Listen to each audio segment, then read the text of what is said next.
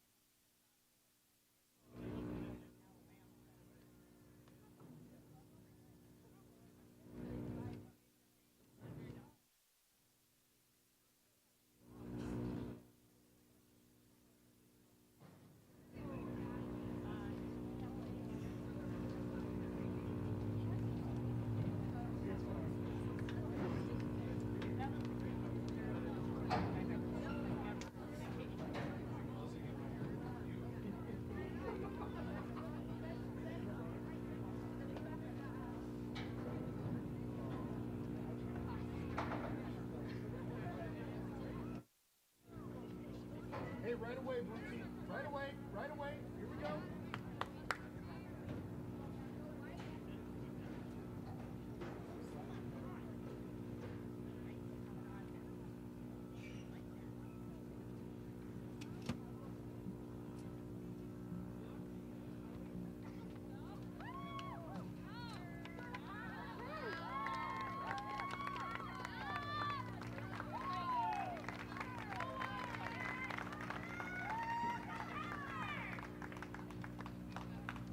Good afternoon, ladies and gentlemen. T Area High School welcomes you to opening round action in the South Dakota High School Activities Association Soccer Championships. This contest features the Rapid City Central Cobblers and the T Area Titans. And now, ladies and gentlemen, we ask that you please rise, remove your cap or hat as we pay honor to America with the singing of our national anthem by T Area Choir Director Janice Gilbert. Proper respect is to face the flag and put your right hand over your heart. Active duty military personnel or veterans not in uniform may salute the flag. Ladies and gentlemen, our national anthem. Oh, say, can you see by the dawn's early light what so proudly we hailed at the twilight's last gleaming, whose broad stripes and bright stars through the perilous fight o'er the ramparts we watched were so gallantly streaming, and the rocket's red glare, the bombs bursting in air, gave proof through the night that our flag was still there. Oh, say does that star-spangled banner yet wave o'er the land of the free and the home of the brave.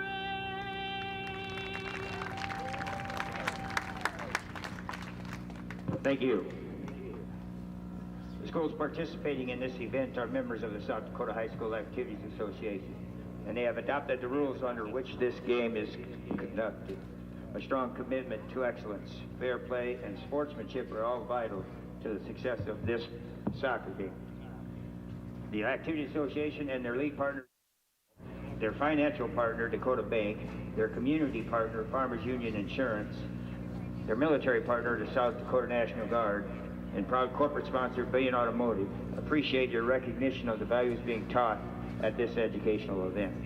We have the potential for a great game. Let's make it happen with your positive attitude. The officials for today's game are Ernesto Garcia, Daniel Ilev, and Guy McNeely. They are registered by the State of South Dakota High School Activities Association, and they have worked hard to learn the rules and administer them at this event. And we request that you respect their honest efforts in officiating this contest. Ladies and gentlemen, October 6th through the 12th is South Dakota High School Activities Association Fall Officials Appreciation Week. Each year, these individuals attend clinics, region meetings, complete rules meetings, and take tests in preparation for their sports season. During the season, these dedicated men and women take time away from their personal schedules and families to provide opportunities for the thousands of student athletes that participate in SDHSAA activities. We thank you for your continued dedication to the sports you officiate, and we ask that you would stand and show your appreciation by giving them a round of applause for these outstanding officials.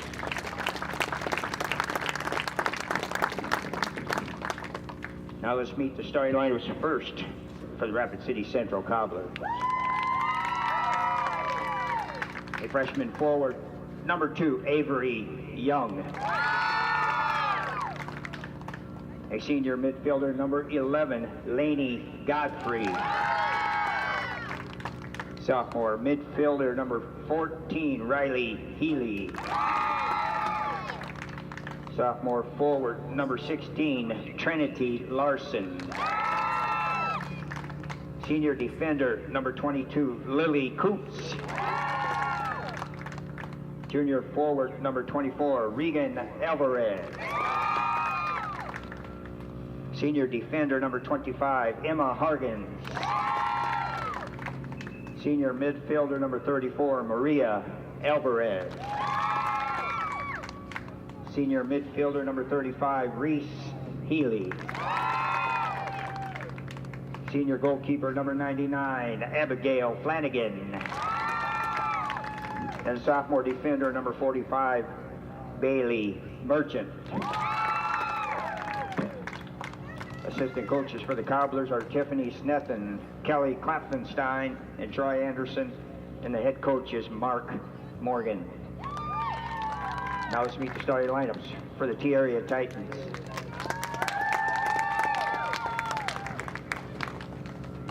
Number 9, senior forward, Kendra Nielsen. Number 10, junior midfielder, Ellie Clayberg. Senior defender, number 13, Maya Newhart. Senior forward, number 15, Elena Otten. Senior midfielder, number 19, Chloe Wilson. Junior defender, number 20, Olivia Johnson. Sophomore defender, number 23, Kate Jai. Junior midfielder, number 25, Sage Hoffman.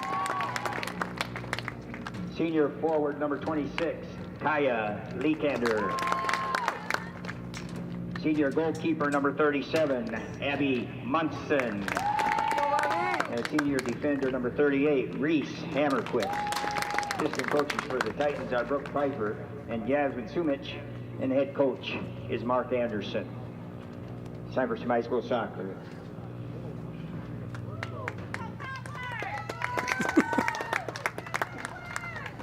Hey, good afternoon, ladies and gentlemen. Shad Hockey here. Thanks for the kind introduction by producer Rick Williamson. We're pleased to be joined by soccer extraordinaire expert Chris Murray. Welcome, Chris.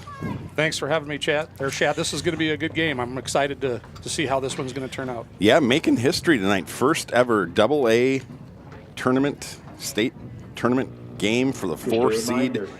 Titans taking on the 13 seed Rapid City Central. Yeah, the first meeting of these two teams, I think, at least in T-Area's history, and I think this is also their first AA playoff game in school history, so that's pretty cool. Yeah. You're talking Rapid City, yeah. They're first? No, I think, it's the first time Rapid City's ever played T-Area. Okay, yep. I believe so. And the Titans coming in, 4 seed. You put together some work on common opponents. We'll get into that as we get going down the road. Actually, a decent amount. 1, 2, 3, 4, 5, 6 common opponents. So I'll let you get into that whenever you can. 40 minutes of soccer action. And, of course, when you get to the postseason, this is what I woke up thinking this morning was a tie, the dreaded tie, because in regular season, a tie is a tie. In the postseason, someone has to advance. And so we'll go through the rules really quickly. If you don't understand it, don't worry, you're not alone. If we do go to a tie, it'll be 2 10-minute overtimes. And Chris, correct me if I'm wrong, 2 10-minute overtimes, and it's not sudden death. So that's correct. If one team scores 5 goals in that overtime, we're still playing another 10-minute overtime. And then after that, Chris, what takes place in overtime? Well, after the 2 overtime periods, they're going to have a PK shootout, a penalty kick shootout, where the coaches will have to choose their top 5 shooters, and they'll alternate shooting on the opposing goalie, and it's the best out of 5. And if they're tied after 5, the coaches will also have to have another 5 ready. So it's probably one of the most exciting things in soccer, but it's probably also one of the most nerve-wracking and anxious things for players and especially keepers. Yes.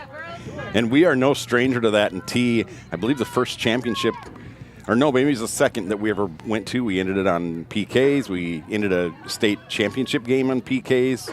A couple of them. One the Titans lost, another one the Titans won. So it is very, I'm not going to say very common, but it's pretty common to go to an overtime in high school soccer. Yeah, absolutely. I think in the postseason, it's a lot different than the regular season, like you mentioned, because a tie, everybody gets to go home, and I guess maybe nobody's happy. But in the postseason, there are no ties, and the loser goes home. So it causes kids to be a little bit more tight and play a little bit maybe different than they would normally play.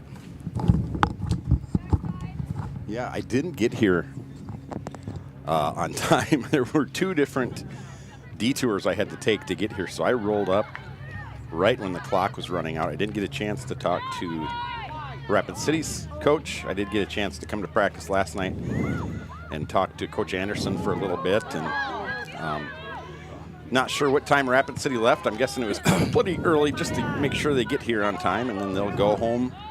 Yeah, Coach Kleber, I talked to him before the game a little bit, and he said they rolled in about 1:30 this afternoon, and he was wondering how he was going to entertain them for the next 2.5 hours. But they were very, very complimentary of the facility, and that's a great cross. Wow, off the bar! Oh, got to pick it up here on defense, ladies. But no, they were very impressed with the facilities, and because none of them have ever even been here before. Yeah. So I think it's we got a lot of compliments on that, which is great because we do have a fantastic facility. We do, in and out, and Athletic Director Clayberg is part of the reason for that, and just more improvements here to this field. Sturgis got here early last year and had never been here as well for football, and said the same thing, not only about the campus and the stadium and the press box, but of the town. They said they got here early and got to drive around town, and they said, boy, this is really new. Yeah, like I said, they had a lot of compliments for us, and then I guess they got back on their bus, and a little bobble there. Then they got back on their bus and went and got some food. So okay. Abigail Flanagan, senior keeper there, number 99. You saw earlier, number 25, Emma Hargens, bring it down the field. Boy, Rapid City almost got a goal off of that one, Central. Yeah, they did. That was close. And it kind of, we've seen some games this year where you'd love to see the Titans get off to a fast start. There's a ball by Giles upfield good ball to Newhart into the corner. And over her head, it's in. Go!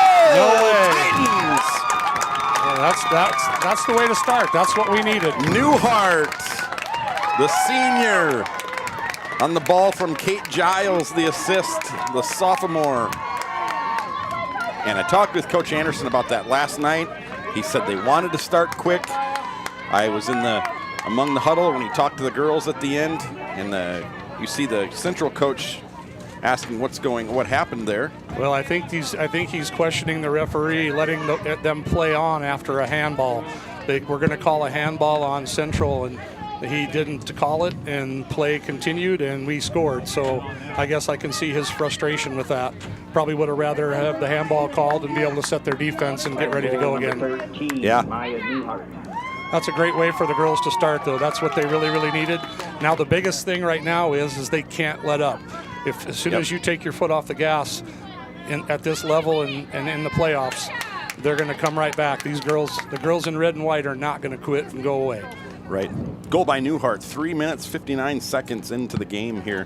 One of the quickest scores this season for the Titans, who have generally started pretty slow. Heck, their last game when they beat, I believe it was Pierre, no one scored until the last 5 seconds of the game when Kyle Kander. Oh, that was against Lincoln last week. Or Lincoln, I'm sorry. Yeah. That's right, Lincoln. Yeah, I was at that game last week, and it was a game that was pretty ugly. Yeah. It wasn't really super well played, but they just kept fighting and kept fighting and kept working, and we just really got unlucky a lot. That game really could have been 4 or 5 to nothing pretty easily, but Lincoln's goalie is just phenomenal. She's going to be going to Northern next year, and if it wasn't for her, that game would have been probably 5 or 6 to nothing. Yeah, he said they had, Cavaliers. as they have a lot of games this year, he said they just had so many chances, and he told me when we were leaving last night, he said one of these games we're going to put it all together, and all the close balls that we miss are going to go in. I would hope they save some of that for later in the playoffs. They don't need to use it all up today, but it's definitely a great start for the game for them. Yeah, and if the Titans win, and if the other side of the bracket, if the favorite wins, which is Sioux Falls, Washington, we will have here on Saturday here on Saturday. Not here on, but Yes. here on Saturday. Here A on 4 Saturday, versus yes. 5. Titans versus Warriors matchup, and the Titans won the last time 2-0. Well, and that's assuming that Washington wins their opening round game as well. I think this year, probably like most other years, it's just really going to be about anybody's game. There's a couple of very, very good teams at the top. Oh, Wilson that was just a good missed ball. it. The whiff. Good drop here. That's a good way to maintain possession. That's a handball again that didn't get called. It's Newhart. And there's Giles getting it. Tried to get it over to Newhart. I'd like to see them, when they get the ball played back to them, I'd like to see them look to change the field. If Sure. you look at Ellie Clayberg standing in the middle of the field all by herself, hopefully they're out there communicating and letting them know that they need to change the field, make the defense work a little bit harder. That's a good point. This is Hargens up the field. He's got number 16, Trinity Larson, number 2, and Avery Young. Avery Young, just a freshman. Larson, just a sophomore. This is the drop to Lily Coots. Yeah, I think that the defense for T is going to be a real big key here. I don't think that one goal is going to get this done. No, sir. But if they get 0, then I guess we're good. Coach Anderson told me that he had done a lot of homework on Central, and he really liked how they matched up with him. Of course, he mentioned a midfielder. He didn't give me her name. He said that kind of a dangerous midfielder that can keep it on her foot for a while. Yeah, I think the biggest thing is just going to be ball pressure and making sure that they're communicating on defense. That's been one of the things with our back line that struggled a little bit. We've got some girls back there that are just quiet by nature, and this is not the time or the place to be quiet. Nope. You see up front, out wide, you've got Lakander out there, and then Otten midfield, and Nielsen down here. Yeah, we definitely have some speed. I'd like to see them play the ball forward a little sooner so the girls have a chance to run on it and it doesn't just go right to the keeper. Right. Got Munson in goal for the Titans. And here she is. Clean that one up. Yeah, she's really come back really strong after missing last year with the torn ACL and from the Harrisburg game. And I still don't think that she's probably 100%, but she's sure been fighting and giving it everything she's had. Almost a good ball by Otten. See Wilson in there fighting. This is Hargens. Coach Anderson said last night that That's the ball I'm looking for right there. Let them run on it. And look, Lou putting some pressure on. That's the ball I'm looking for. That Coach Anderson maybe heard a few things about maybe some people wanted to come give it to T. Maybe be surprised that T is a 4 seed already in their first year in AA, and so they're ready. He just told he told me after the girls left last night that this is a big game. This is a big deal, and he said he didn't want to tell the girls that. He didn't want to put the pressure on them, but he recognized, this is a historic game and it's a big game, and he just told them last night, just be you and be ready and get a good night's sleep.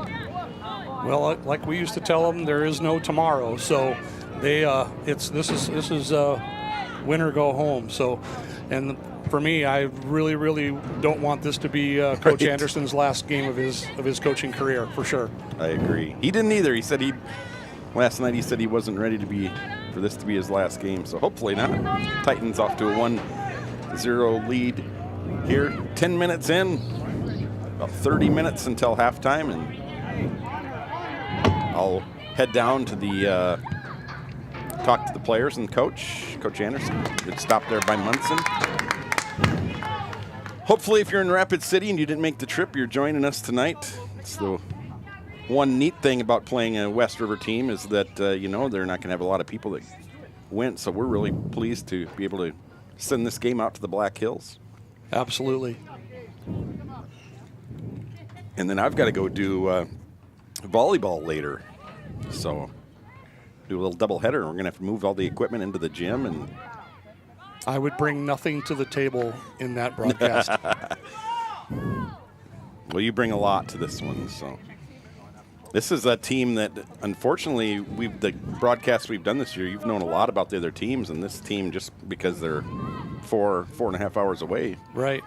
Well, it's one of those deals where if we don't play them, I have watched them play. I've watched them play online and things like that. But they're coming into this game. Like you mentioned, the 13th seed, and they're 5-7 on the season, and we've kind of amazingly played some common opponents, which is kind of interesting. Yeah. So that's but everybody changes throughout the year, and they're playing some pretty good soccer. They gave Rapid City Stevens all they could handle twice in a week at the end of the season. I think they must have had one of the games must have been a makeup game or something along those lines. Is Stevens the 2 seed? Yeah, Stevens is a 2 seed and undefeated at 12-0. Okay. So yeah, they're a very solid team as well. I've seen them play as well. Yeah, they started 0-2. Did Rapid City Central here, 0-2 loss to O'Gorman, and then a 2-4 loss or 4-2 loss to Yankton, and then a 10-0 win at Huron. Drive across the state to win 10-0. Probably ended that one early. Yeah, that's got to be a tough one. And then a nice win, a 4-2 win the next day against Mitchell. So yeah, they must have come over and just made the trip for the weekend and played Huron, and then a couple days later must have stuck around and then played Mitchell at Mitchell. Yep, and I know we're new to AA. I know as we see number 3 Heidi Hofer getting ready to check in for the Titans, the junior. Heidi had one of her best games of the season against Lincoln. Her work rate was just phenomenal, and she was just flying around the field. So I'm hoping to see that this afternoon here as well. Yeah, Coach Anderson really pleased with the second half in particular of the Lincoln game and how they just stuck with it. And he said they're tough. He said he told the girls that here's an interesting ball into the zone. It's a bad ball. Ooh. Munson comes out of there, cleans it up. Yeah, they're going to try to send it in, and we're going to have to react quickly. But no, the girls' work rate in the second half against Lincoln was very, very high. Just got unlucky quite a bit, but they just stuck with it and pulled out the win with a goal with about 5 seconds left in the game. And I believe it was sent up by Wilson to Lakander. Correct. Is that correct? Yeah. Chloe played a ball over the top early, like I mentioned. I'd like to see here. Here's Lakander. And let some of these girls run on it. There's a corner. And Lakander will send that one in for the Titans. I'd like to see the girls get a little bit more aggressive on their corners. The Titans traditionally in the past have done an amazing job at scoring on corners, and we just have not gotten those scores this year. Here's the ball by That's a good Lakander. ball. Nope, didn't make it the goal. Yep. But I'd like to just see them be a little more willing to sacrifice their body or their face or whatever they need to use other than their hands. Heidi Hofer, number 3, comes in 26:30 left first half. Titans leading 1-0. So we've got the score on our feed, but not the time. We're working to change that. So we'll need to get Rick on that right away. Kept in by Nielsen. Now here's Nielsen. She tried to float one over the top, floats it over the goal, out of bounds, goal kick. Really, she just got to get her body over that ball and drive it rather than just leaning back and popping it up in the air. I know we scored the first goal with the one that wasn't really driven. It was more lofted, but generally speaking, that's not what's going to get it done out here. Play on, Titans. It's number 16, Larson with the ball. Here is Hofer just into the game. Uh-oh, this is dangerous. Something to happen here. Knocked away for now. Oh, no, my word. Nielsen. And a whiff again. Nielsen had to give me. She had 2 goals my in a couple of games ago in a 2-0 Titans win. She had a great chance for one there, left-footed kick, and did a good job getting there, just didn't finish. Yeah, she played extremely well in that game. I'm drawing a blank as to which game that was, but I can't remember either, Chris. I think, was it O'Gorman? We beat O'Gorman 2-0? Yeah, it was O'Gorman. Yep, I was actually at that game, Yep. so I was just really drawing a blank as to which that was. I watch a little bit too much soccer. I can't. It all becomes a blur at some point. Do you have a favorite? Let me ask you this. This is just us talking here. How many people have announcers, have commentators that have soccer online that you watch? I would say probably 1 in 3. Really? Okay. Yeah, maybe, but it's there, and it's really across the board on how good or bad they are. Yeah. There's just some of them that Here you go. You know, that'd be like saying, okay, that's 25. That's a pass to 20. That's a pass to 22. Right. It's like they have names and you have a roster. I don't know why you can't say their names, but so that's a little bit of a pet peeve of mine. So Yes. but yeah, there's some that do and some that don't, but there's many different levels of quality of the announcing. Nice job by Newhart, now playing defender back there, takes the ball away. Titans wanted a foul near midfield a little bit ago. Yeah, but they just need to play. This is the playoffs. This is, you're not going to get an easy. You're not going to get, you know, those calls. They're going to let you play. You got to adjust. Now she's off. Now she's back. This is now Hoffman now doing some work. Sends it up to Nielsen. Nielsen's got play it forward. Lakander out there and also Otten. Nielsen tries to send it up. Left foot gets blocked. And we got a handball again. That's why you got to play that ball right away and just let Heidi run on it. Yeah, like you mentioned, we do have some really good speed up there. Nielsen and Hofer and also Lakander. There's Hammerquist gets the stop. This is Clayberg. The girls are going to have to play tough because, like I said, these girls aren't going anywhere. They're not going to go away. They've been AA forever, and they've played in a lot of big games in their careers, and I guarantee you they've been down 1-0 before.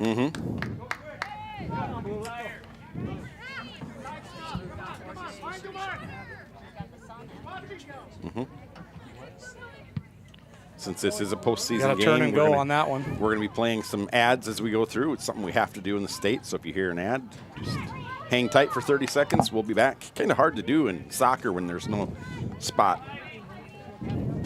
Attention high school sports fans, are you an armchair official? You know, the parent or fan who constantly yells at the referees and loves to let everyone know just how bad you think they are. Well, if you think you could do better, then get in the game and prove it. It's time for you to suit up and make the calls where they actually count.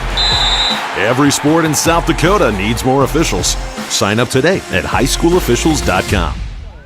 I think she can too, based on the initial goal. Good spot for Wilson. Dangerous. Yeah, very dangerous spot. Dangerous spot for. But if you noticed on that goal that we scored, the keeper's first 2 or 3 steps were forward on a high ball, and that's usually a death sentence, especially when the ball's coming downwind. Here's Wilson. Oh, there's a deflection and in. That's perfect. That is beautiful. Who got the deflection? Do you know? I think it was either Heidi or Sage. I thought it was Hofer. I had the window bar right in between, so I couldn't really see it. I thought it was Hofer. I think it's Heidi Hofer. Yep. I think that's a phenomenal play. And number 40, Aubrey And Mayu. just absolutely nothing that the keeper, Abigail Flanagan, can do about that. There's nothing really probably any keeper can do about that. I need you to do me a favor, though. I need you to ask Coach Mark or Coach Yasmin if that's a play that they worked on, because I've never seen them do that before. So that makes me think that they, and if the girls just figured that out on their own, that's pretty crazy too. But I'd love to know if they had kind of planned that for that moment. And you're not? Are you talking the deflection or just where she kicked it? The whole thing. Okay. That seemed like a set play, like they had planned on playing it on the ground. There's That's a nice ball I ball. love. There she goes. Here goes Otten. Not Nope, that's not Otten. offsides. That's Abby Ringo. Just poke it. Oh, Ringo. Just give it a poke. Nothing yet. Wow. Yeah, great she work. just got to get that off her foot a little sooner. That's what I'm talking about. You play it a little bit over the top a little early and let our speed run on it. Yep. And we mentioned last broadcast that we did, Ringo had been playing a little. Here is a rollout now. Young for Rapid City Central, taken away by Giles. Foul. Wow. I don't see a foul on that, I guess, but he was really trailing the play by a long ways. I didn't really see that being a foul, but it got called, and now they're going to have their own shot at the top of the box. Interesting call on Giles. That was Avery Young creating the contact. Just over 20 minutes to go until halftime. 2-0 Titans. That's a smart play on her part, though, if she did draw that contact, just to at least draw attention to that part of the field and give her team a chance to score, I guess. And so on the kick, this is going to be number 11, Lainey Godfrey, senior midfielder. I think this is probably who Mark was talking about, and the midfielder that really impressed him. Ringo and Nielsen. Ringo and Hofer on the outside, everybody else in the box. And this is Lainey Godfrey.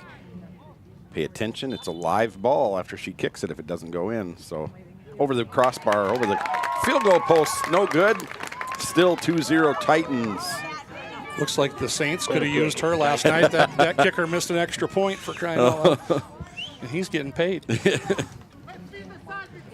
That's a big miss. It is. We just dodged another bullet, so to speak. Yeah, you look back. When you look back, you're going to look at the ball off the crossbar in the first 3 minutes of the game, and then the free kick there. And then you look at the Titans scored on a free kick. And so for the long bus ride home, at least they get an hour back when they go back. Yeah, I'm not sure if they go home with a loss, if that hour is going to be worth having or not. They might not want that back. Still going to be getting home plenty late, though. Yeah, their last game, 4-2 win over Sturgis Brown. And then before that, 3 losses in a row. Again, you said to Stevens, they lost by 1, they lost by 2, and then they lost to a nice-looking Spearfish team, 2-0. Right. Spearfish kind of has surprised a little bit this year. I know they beat our boys pretty handily in a state championship a number of years ago, 5-6 years ago. Real physical team, and I think they had just moved down to A that year, and they moved up to AA the year before, so little different. Spearfish has kind of gone back and forth. Now they've been in AA for a while. Yeah, I don't think they're going anywhere anytime soon now. No, and football, having a heck of a year in football. You know, the Titans were their opening round opponent this year in football, and they beat the Titans. And I heard from some coaches that some Spearfish players, here comes the Titans, here's Otten. We're crying. Well, they've gone, I think they're going to be ranked number 2 this week in football. Nice pullback by Otten. Drops it for Hofer. Hofer blasts to the corner. And a great save by Flanagan. Corner kick Titans. That's a great ball to slot it back, and a great shot by Heidi, and just a little bit better defense. Corner kick, Titans. Yeah, diving save by the senior Flanagan. Number 1. It's one of 6 McKinney. Seniors on this team. Here comes McKinney. She's coming in for Hoffman.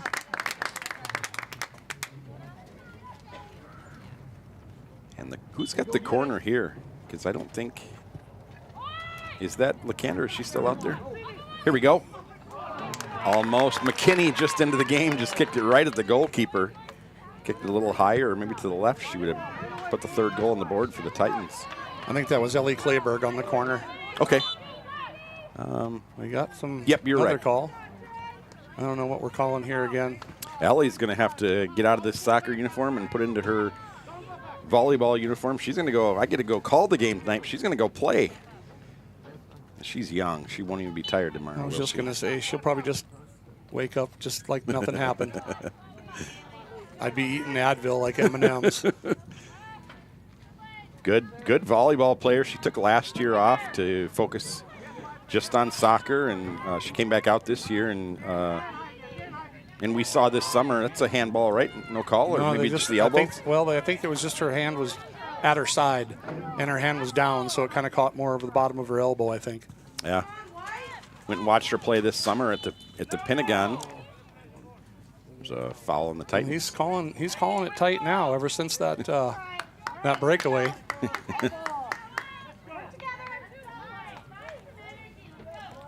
Titan volleyball seeking their first win of the year tonight. 0-16. It's been a tough season of against really tough opponents, and that continues tonight with a good Aberdeen Central team. Oh, that must be the other bus that's in town. Yeah. Yeah, and then the Titan boys, hopefully we can get an update on them at halftime. They are on the road in Aberdeen as well. So they might cross the volleyball team. They play at 6 tonight, so. Well, we'll be done before they even play, so. Oh, well, never know. I just know they won't have as quality a broadcast as we're having, so that's all I know. It's a good step to the ball by Abby. Now I'd like to see her get rid of it. Play it down, let Abby run. Play it now. There you go. A little stronger ball. And is that a little bit of a win to you played it down, as you said. They kicked it out of bounds, and you get to throw it in downfield. Is that a little bit of a win there? Yeah, it's kind of a tie. Yeah. You know, you had the ball, then you still have the ball. At least you didn't turn it over, so it's not a loss for sure. But Olivia Johnson throwing it in. And on Central, they stopped the momentum there so that's probably why you said it was a tie. yeah, yep, they got to reset their defense, and it kind of took away our momentum. So Kate Giles, you see her at the 50, suns out, guns out. 25, this is Hoffman. And for the first time tonight, number 8, Emma Watson into the game. Emma Watson. Number 25, Sage Hoffman. So Hofer comes out, Clayberg comes out. getting the girls some good rest. That's a great throw. Good turn by Abby. Yeah, that's kind of Johnson's little bit of a niche, is the handling the throw-ins. Yeah, she's probably one of the best all-around athletes I've seen in quite some time. There's another foul. That one was a little bit easier to call. You know who was a good one that graduated last year, and I guess she maybe proved it because she went in and played goalkeeper at the end of the year, but I'm talking volleyball, basketball, soccer, softball. You know, if she would have committed maybe to one, right? It's Maddie Box. I was going to say I already knew who you were talking about. She's probably one of the best all-around athletes I've ever seen. Yeah. She played everything, and that's maybe to her credit and to her detriment. That was in the box.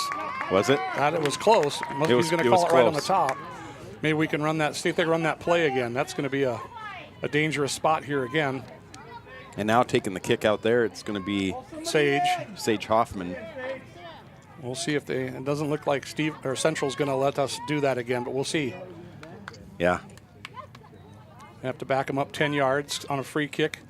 The defense can't be any closer than 10 yards away. That's one of the good things about having the football lines, even though they're not 10 yards. Right. They're only 9. Nice ball. That's a great ball.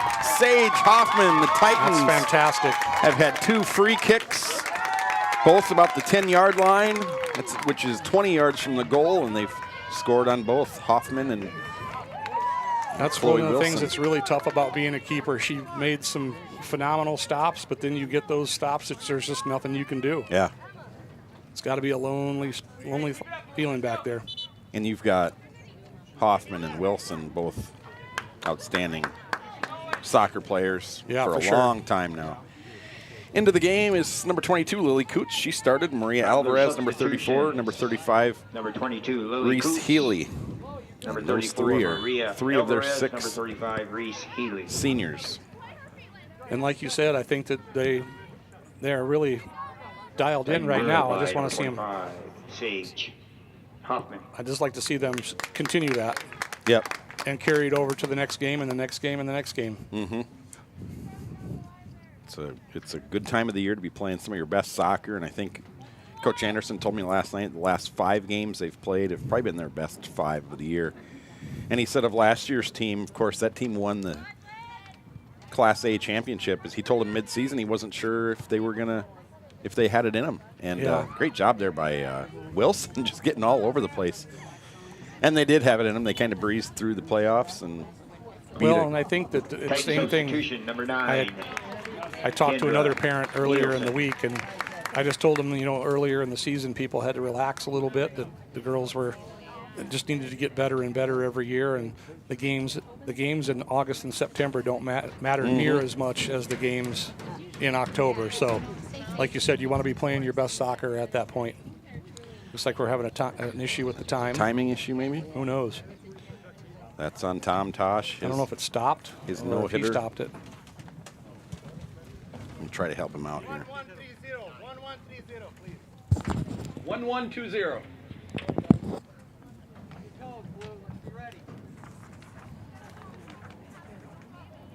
Tom trying to get the assist there. Having a technological malfunction with the clock here. Trying to run some more time off of the clock.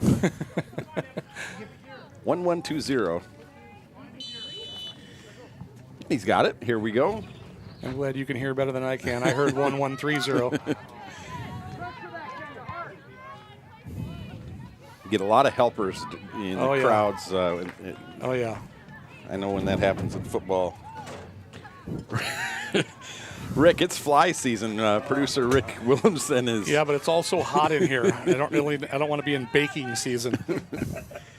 I have a hard time, my friend, with you. You know, this is the first year we've ever had air conditioning up here. And we've had some extremely hot days so this is All heaven. I'll say is you've never had someone like me in this booth, though. I'm probably my own space heater. You're one of those guys that sleeps with the fan on. Oh, yes. Okay. You too, Rick? Oh, wow. Okay. No, we've had some upgrades here. We have air conditioning now and carpet up here. We have a Pepsi cooler stocked with water. Oh, wow. I didn't even see that. And yeah, you want a water? Yeah, probably better. All right. Is that all that's in there? Yes. Since Rick didn't bring me supper when he went to the concession stand before the game. Like to see them be a little more aggressive in getting to the ball. They're like waiting for the ball to come to them. I know they're up 3-0, but it's one of those things where, like I said, I still don't. As a coach, at 3-0 this early in the game, I'm still not comfortable. Alexis Thorson, just a freshman, getting ready to check in for Central. We saw Ringo come out of the game. Nielsen go back into that striker position. Newhart, another senior for the Titans, get ready to check in. Here's Giles. She plays it up. Really good ball. Yes. I'll play it. Otten. Yep, that's a good ball, too. Otten, here's See, Nielsen. She played it through a little sooner. And Good try by Nielsen. That's Newhart coming in for Johnson. Cobbler substitution, number 23, Alexis Thorson. Thorson. And for the Titans, number 13, Maya. She's going to come in for number 29, Lindsay Cole. Cole is a junior. All thrown in.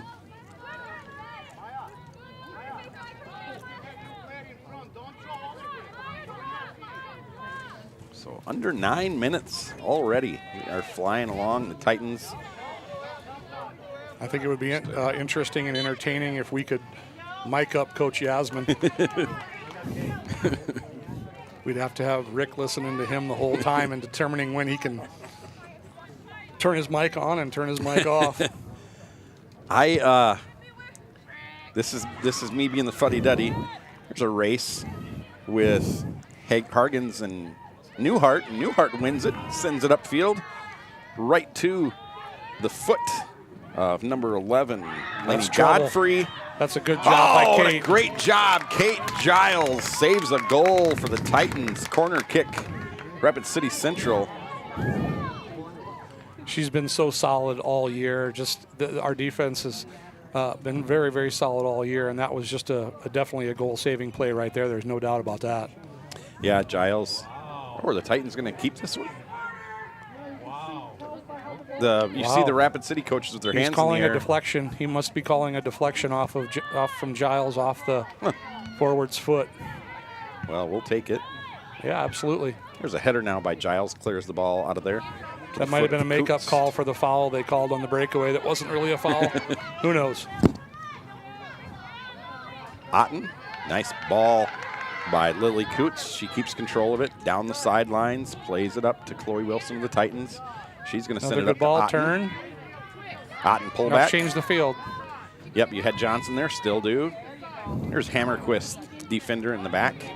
Another one that's been super solid all year long. Her and Giles rarely will ever come out of a game. You probably see him come out tonight if this keeps going the way it is.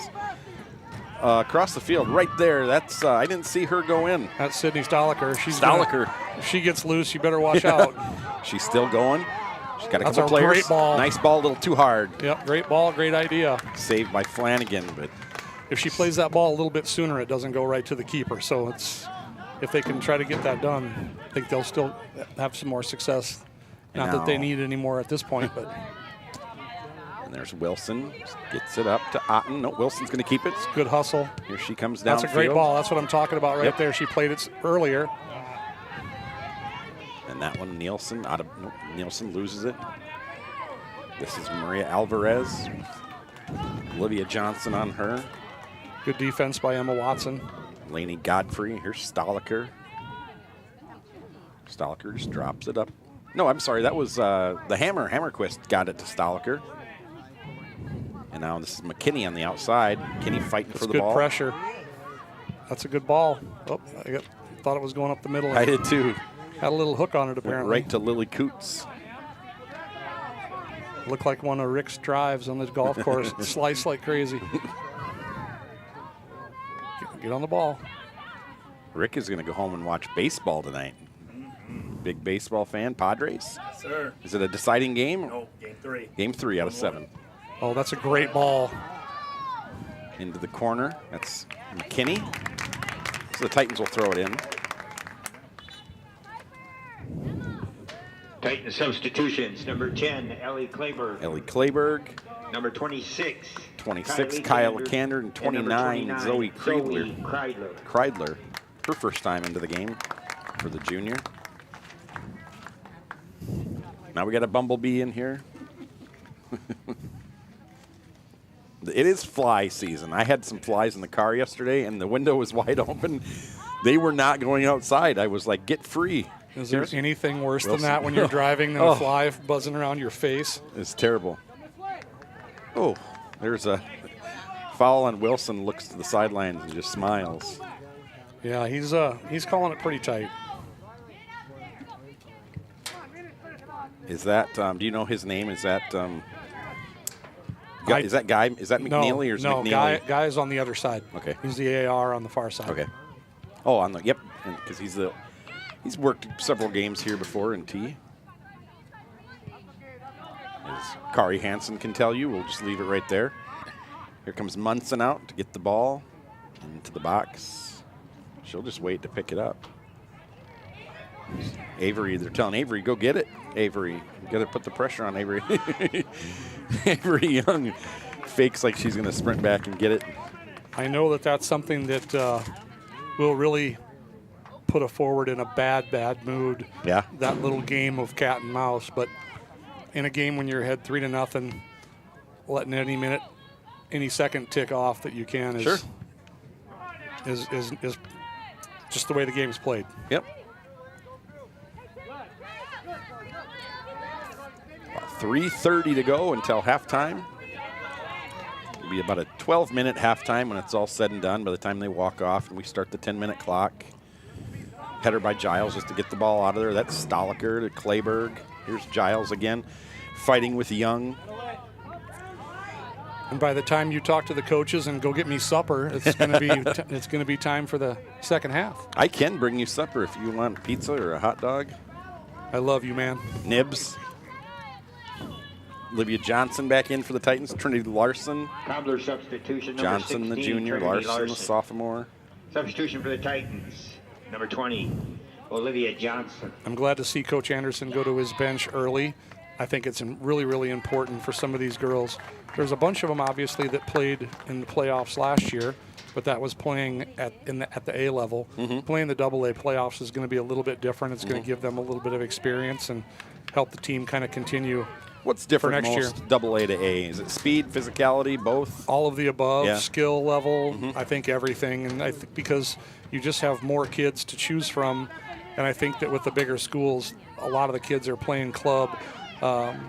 There's just not the opportunity to play club in, as much, I should say, in, Garrettson and Vermillion and Groton and, places like that. Sure, they can play, but there's not really as many girls to pick from. Yeah, it sure is. We talked about that before, about how 10 years down the road, if we're going to see if some of those schools like you She's just way mentioned, off. Yep, she's off. That's pretty easy. if they're still competitive or not. Well, it's going to be interesting to see, and I know Vermillion has struggled a little bit this year with numbers. I think T could potentially, depending on what's coming up. I don't really know any of the, 4th, 5th, 6th graders that are going to be here in a couple years. Yeah, you got to run with that Munson. ball. And boy, Yeah, she just waited for that one to go over her head. I'd like to see her turn and run. Trinity Larson, that is, number 16, if she'd That was ran a good earlier. run. That could have been trouble for the Titans as we're getting down under 90 seconds now until halftime. Well, I think at some point it would be nice to see Coach Mark get some of the young girls in, the girls from the JV, because that's pretty valuable experience. Yeah, 3 days off until a matchup on Saturday. Yeah, I was kind of surprised at that. I wasn't sure if they were going to play Friday or Saturday, so they must be going Tuesday, Saturday schedule. Yep. 1 minute. That's a good turn. 1 minute to go, says Tom Tosh. Until halftime, Titans 3-0 lead here. Oh, The 2 free kicks by Hoffman and please tell me Wilson. that's on them. Yes, I would say so. It is. It's Wilson with her captain's armband on. The 42-yard line. Kicks it upfield. Under 10 seconds, you'll hear Tommy count it down. And yeah, you gotta go here. Wilson realizes that. I have no idea what the call there was. Oh, it's against. Oh, it must have been a high kick, which Okay. just completely derailed them. From having a break. And now he's calling that she didn't let the ball come to a complete stop before she played it. 6. That's also a rule. 4. 3. Now she's mad and She stops slams it it down. down. Yep. She's like, there. Now it's stopped. Great first half for the Titans. Couldn't have asked for anything more. 3-0 in their first ever AA state tournament game. Round number 1. It's all Titans so far. 40 more minutes to go. We will be back. Timeout. All right. Remember, we're a team that plays together. Listen, the winning will take care of itself. We just have to get everyone involved. In interscholastic sports, we celebrate what makes every one of us unique. And in the pursuit of a common goal, everyone in the huddle, in the bleachers, and in the community comes together. This message presented by the SDHSAA and the South Dakota Interscholastic Athletic Administrators Association. We are the NFHS. That stands for the National Federation of State High School Associations. But really, what we stand for, together with the SDHSAA, are the 29,000 high school sports and performing arts students in South Dakota. And so, we stand. We stand for the runners, debate team members, and basketball players. We stand for their coaches, officials, and adjudicators. We stand for the drummers, football players, and actors. We stand for the golfers, singers, and swimmers. We stand as the national leader and advocate for these essential activities and all who participate in them and make them possible. Because it is our purpose to ensure that high school students get to play, perform, and compete together. To learn more about who we are and what we stand for, visit nfhs.org.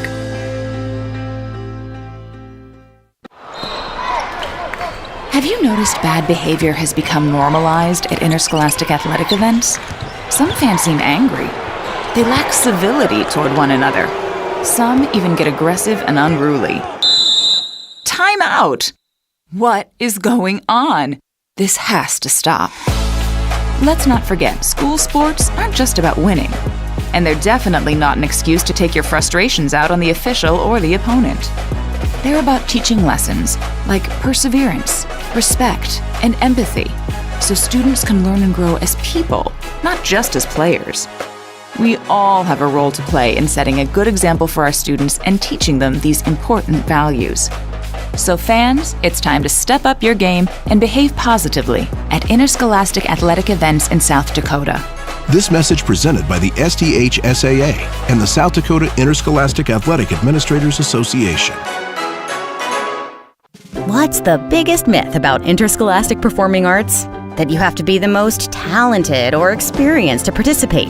The truth is, anyone can be a part of their school's performing arts. There are countless opportunities for students to participate, from theater, choir, and band to speech and debate. The bottom line, if you want to perform, there's a place for you. This message presented by the NFHS and the SDHSAA. Why are interscholastic sports called the last classroom of the day? Because they teach students important life lessons like teamwork, accountability, and perseverance. School sports are so much more than a game. They're about developing the whole person. That's why they're an essential part of every student's education. Encourage your student to participate in the last classroom of the day. Interscholastic sports in South Dakota. This message presented by the SDHSAA and the South Dakota Interscholastic Athletic Administrators Association. All right, folks, let's get started. Parents, thanks for coming. As many of you know, I'm Coach Mather. Tonight I want to talk about the season, of which I only have one expectation: that everybody gets stronger. When I say get stronger, I'm not referring solely to physical strength. Sure, we'll be in the weight room, we'll be running stairs, but we're also going to focus on developing mental toughness and grit, because those are the characteristics that allow us to achieve greatness both on and off the court. So, how do we develop those things? By getting comfortable with a challenge, by cultivating the confidence necessary to overcome adversity in all forms. That's why I coach. That's my purpose. Every member of this team can lean on me, and I'll teach them how they can lean on themselves and each other. This message presented by the SDHSAA and the South Dakota Interscholastic Athletic Administrators Association. Attention high school sports fans, are you an armchair official? You know, the parent or fan who constantly yells at the referees and loves to let everyone know just how bad you think they are. Well, if you think you could do better, then get in the game and prove it. It's time for you to suit up and make the calls where they actually count. Every sport in South Dakota needs more officials. Sign up today at highschoolofficials.com. Timeout. All right. Remember, we're a team that plays together. Listen, the winning will take care of itself. We just have to get everyone involved. In interscholastic sports, we celebrate what makes every one of us unique. And in the pursuit of a common goal, everyone in the huddle, in the bleachers, and in the community comes together. This message presented by the SDHSAA and the South Dakota Interscholastic Athletic Administrators Association. We are the NFHS. That stands for the National Federation of State High School Associations. But really, what we stand for, together with the SDHSAA, are the 29,000 high school sports and performing arts students in South Dakota. And so, we stand. We stand for the runners, debate team members, and basketball players. We stand for their coaches, officials, and adjudicators. We stand for the drummers, football players, and actors. We stand for the golfers, singers, and swimmers. We stand as the national leader and advocate for these essential activities and all who participate in them and make them possible, because it is our purpose to ensure that high school students get to play, perform, and compete together. To learn more about who we are and what we stand for, visit nfhs.org.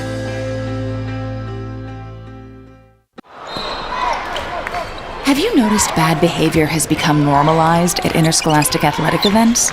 Some fans seem angry. They lack civility toward one another. Some even get aggressive and unruly. Time out! What is going on? This has to stop.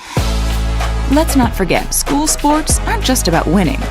And they're definitely not an excuse to take your frustrations out on the official or the opponent.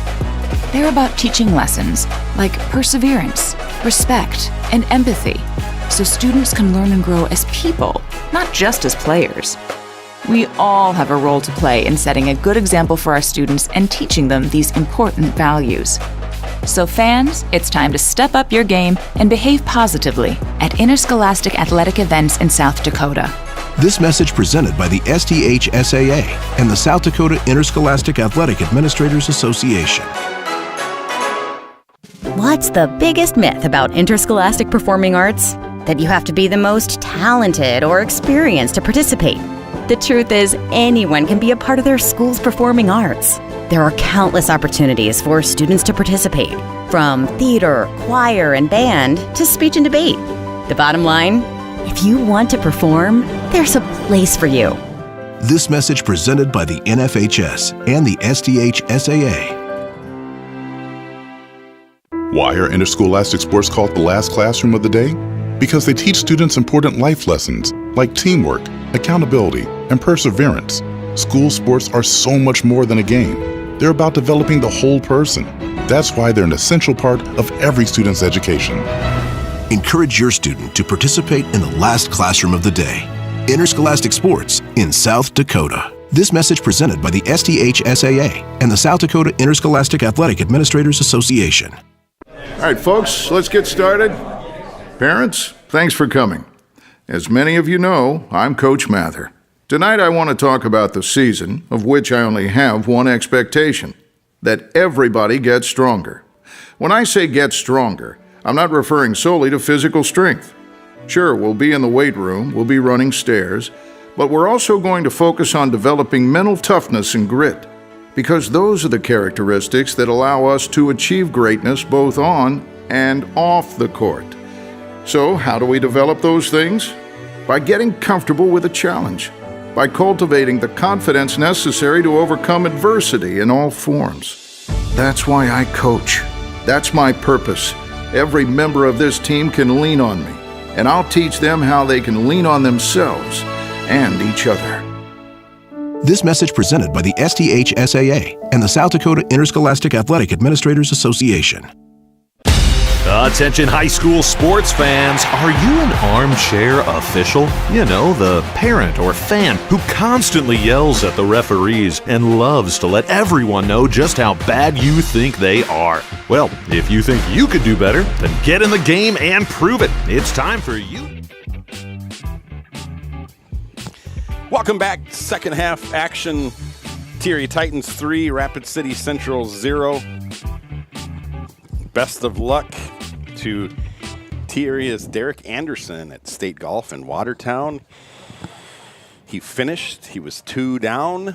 And a Watertown golfer just had to finish, and that would have been it. Anderson would have taken second. Watertown golfer would have finished first. The Watertown golfer double bogeyed the last hole. So on we go.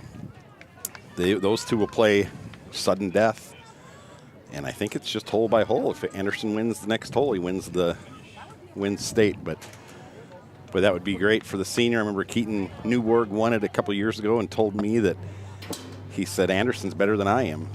And I told Derek that, and he was really surprised to hear that the 2-time state champion had said that. So best of luck, Derek Anderson, for the Titans. Will finish no further than number 2, and we will update you as soon as we hear about that. Yeah, you talk about being out on an island all by yourself, playing golf on the last hole of the tournament. Yeah. Man. And the Watertown golfer, that's his home course, so I think he's probably played that a few more times than Anderson. And I thought double bogey was an okay score. You scored the most on that hole, you win. Yes, I was just going to say, isn't that the one where you get the most wins? Ball out of bounds. Titans will take it. Number 16, Trinity Larson. I went down at halftime. Chloe Wilson was being very emphatic with her team. Really relaxed atmosphere, as you can probably imagine, with the Titans leading 3-0. But she reminded her team several times, be careful, focus on D, focus on passing. Coach Anderson backed that up with, as you see, Munson get the stop, no cards, let the cheap shots go. Yep. So they're really just worried about getting out of here healthy, getting out of here in full strength, and moving on to 7 p.m. Saturday night is when they will play, if they can hang on here. Chris, you and Rick told me that the 3 seed is gone. Yeah. I just watched I just pulled it up on YouTube because I watched some of it the first half while we were waiting for this game to get going. They started at 3 o'clock. And Aberdeen Central was visiting Pierre. Yeah. And Pierre fell 1-0. 1-0. So the 3 seed is out. The 14 seed moves on. Talked to Coach Anderson at halftime, and as the girls were eating on oranges, and he told me that he wasn't sure when he picked this time. He could have picked 4 or 6. And he said, I said, you have to be happy. And he said, I am. And I said that first goal was big so early, 4 minutes in. Titans scored 3:59 off the clock. And we're just a minute before that, Rapid City Central had darn near scored. Count it. Great ball. Great ball by Nielsen. Is that Hoffman? Oh, that was Lou. That was Otten, Lou Otten, and a great ball by Nielsen, goal number 4. And so that one occurs. Well, they definitely got their offense dialed in right now. 12 minutes and 2 seconds into the second. Yeah, if they can keep this going throughout the playoffs, they're going to be a very, very, very tough out. Yes. Washington. Titans will play the Washington-Mitchell winner. Titans beat both of those already. That one's not till 7 o'clock tonight. Hey, so there's still time for me to drive to that one. Yeah.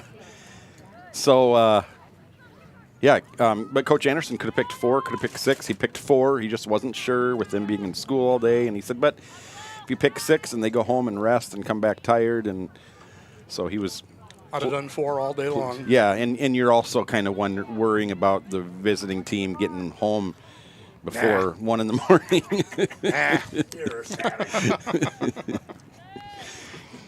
Rapid City Central, I apologize for. It's Chris Murray. That's Murray. He lives in the rich part of T. Oh, brother. I tell people the south end of town, that's the rich part. The north end is the really rich part. And then the middle, where me and Rick Williamson live, there's a ball sailed over the top. Me and Rick Williamson live a few blocks apart. That's just kind of the ghetto in T. Just the old school, lots of trees, old houses. You are not making any friends right now. Sad-looking people. No. Rick, how long have you lived in your house in T? Do you remember? I've been there 22 years. I've been in mine for 20, and I've been have? I've been in T since 1974. Oh, wow. Geez, I'm dating myself with that. Can we edit that out? Can you bleep me out on that? There's got to be a delay of some sort. This is live to the minute. So Rick's still questioning when he moved here. You've got time. We've got 36 minutes left in this one. 4-0 Titans. Scored early in the first half, scored early in the second half. That's another good start. They need to keep going. When I coached, I used to tell the girls, you play until you take away their will to play. There you go. And then when they quit, then we can take it easy then.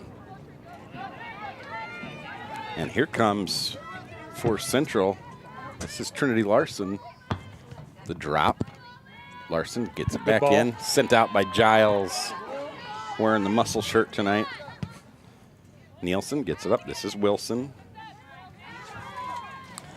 That's a good play by Lou. Coots. Lou Otten takes it away. That was a good idea. Yeah, she had Nielsen. Nielsen would have probably won the foot race there, no offense to Regan Alvarez. I believe is who that is. Regan's not on the roster. Just a junior, so I'm not sure how she got left out. Yeah, that's Regan Alvarez. The middle, number 45, Bailey Merchant up there. Rick, you did really good on the national anthem and the lineups to get every player on the bench and every player on the field, both sides, and the refs. And so if you're watching and you've got a loved one here for T or Central, you've got to at least see your daughter or granddaughter or friend or cousin, niece, nephew. There's the ball up by Johnson. Kenner lets it go. I thought you were supposed to be here and not watching it from your car. I did too. I was just kind of curious about Boy, that. I don't know if you guys have driven the interstate yet up north where it's cut down to 1 or 2 lanes, and then the 2 lanes that are closed off, there's absolutely nothing going on. Right. And so I got on out by the Denny Sanford area, and I saw that, and I thought, well, I'm taking the back way. And so I did that, and then the T. Ellis Road out here that's kind of been under construction, you know, the road where you start off and you go 35, and then you go 25, and then you go 45 or 55, and then 45. I mean, it's I always said if they give me a ticket out here, because I don't know, I mean. And it's so clearly marked. It's kind of changed now, but that was like bumper to bumper and not moving. And so I went down gravel roads to get here around the back of T. And I was really, really happy about that because I washed my car today, and I don't do that very often. And here I go barreling down the gravel roads, and so. If you would have been really committed, you would have pulled into the ditch behind the grandstands here and jumped the fence. And I was thinking about it, but I knew I had you two that were already here, and I knew Tommy was getting me starters and name pronunciations, and so that's what we've got going on here. We've got the dream team, everybody helping each other out. So I strolled in and was able to grab a soda and come up here as the national anthem and the starters are getting introduced. Well, I had the honor of Tom Tosh serving me a piece of pizza, so that's pretty. That was pretty fun deal for me. Wow, that's a bucket list item I can check off. Pizza with Tommy. That's right. Wow, Johnson got up on that one. The header and then the ball up from Wilson to Lakander, she's got Nielsen if she wants her. Goes one-on-one, out of bounds, off of Kaya. Yep. So, Rapid City Central ball. Stoliker down on the sidelines, spraying herself with bug spray. Coach Yasmin, too. Coach Anderson mentioned that at halftime that they play at 7 on Saturday. If they win, that means bugs, he said. He said he hates 7 on Saturdays. Yeah, that's why I would have said 4 o'clock all day long. Riley Healy with the call. Questionable call there. We had Ellie Clayberg saying, just stay on the lanky girl. And I don't know who that would be. It's kind of hard to tell from here. Stay on the lanky girl. Keep pressure on her. The ball by Wilson. Headed out of there. That's like saying, stay on the girl with the ponytail. And now Wilson gets it up to Lakander. Lakander. Good turn. Good ball. And Nielsen looking to get, taken away by number 24, Regan Alvarez. Central overall has played pretty well. I mean, they've just kind of gotten unlucky on some of the shots and some of the things that have happened. Yeah, and that's usually what's happened to the Titans. Not that the Titans have had a bad year by any means, but they've won some games 2-0 where they easily could have scored 4 or 5. And that's, you look back and Central, this could be a 4-2 game easily. And honestly, if they score those 2 goals, it's a whole different game. If they score 3 minutes into this game, I think it really puts the pressure on the 4 seed, the Titans. For sure. And I was talking to Heidi's mom at halftime and really just we were just talking about how much they've improved throughout the year and are playing their best these last 5 games. But I think the biggest thing is if they show up to play and they are determined and they're physical and they're focused, they're going to be a very, very, very tough out. Mm-hmm. Yeah. There's a lot of talent on this roster in blue. 4 seed for the Titans, first year in AA. 3 players hurt, out for the season for the Titans right now. So they've got a lot of JV players on the bench that will probably get in here. And that's a dangerous ball. 30 minutes left. Great job by Munson. And a great job by Reese, just kind of boxing out and using her basketball skills to keep that player from being able to run on the ball. There's Hammerquist.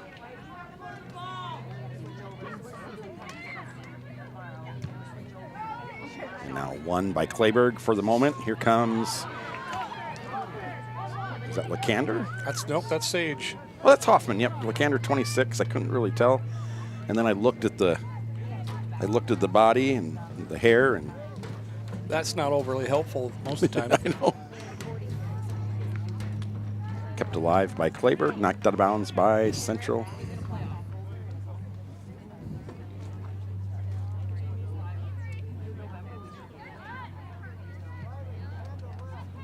That's the ball up by Giles, finds the foot of theirs, Lakander. Oh, nice ball. That was a nice ball.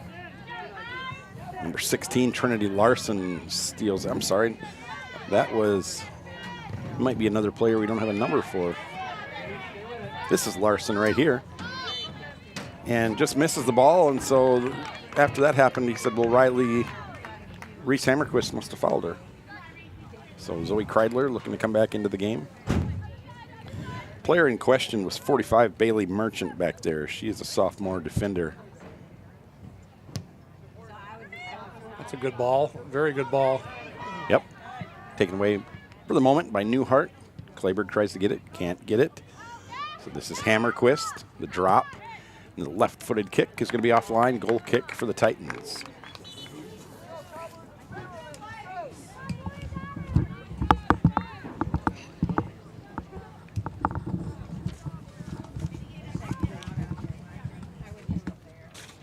Cobbler substitutions, number 20, Sophie McNabo, and number 40, Sophie McNabo, number 40, Aubrey Mayu. For the Titans, number 29.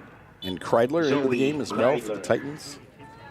So McNabo and Mayu, those were our 2 pronunciation questions, and they entered in the same time for the first time in the second half here with 30 minutes to go. Wilson gets it upfield. This is Kreidler just into the game for the Titans, trying to get the ball. Nielsen to her right. This is Clayberg again.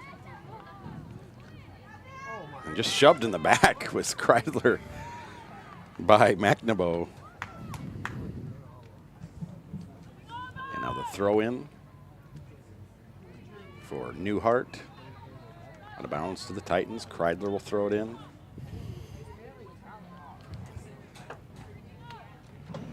No word yet on golf.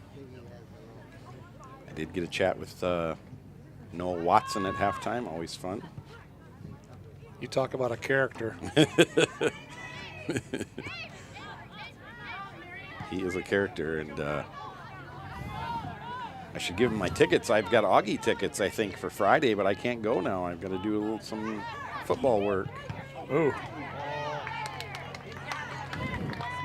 It'll be my first game I've missed for Augie hockey. You know, they got a 4-1 win over University of North Dakota, which is, and it was exhibition, so that takes a little bit off of it, but that's UND's. It doesn't take enough off of it to take the sting out of a 4-1 loss. I'll tell you that. Their first exhibition loss in I think 26 years for the Bison, and I couldn't believe it. UND or NDSU? UND, yeah, the formerly Fighting Sioux, now the Fighting Hawks. Yeah, played in the Ralph Engelstead Arena up there. They'll get their chance at redemption next year. I believe they'll play 2 in Sioux Falls, and the following year Augie will go to Grand Forks and play. But I had a friend that went up there to the game and stuff, so I didn't really hear how it went.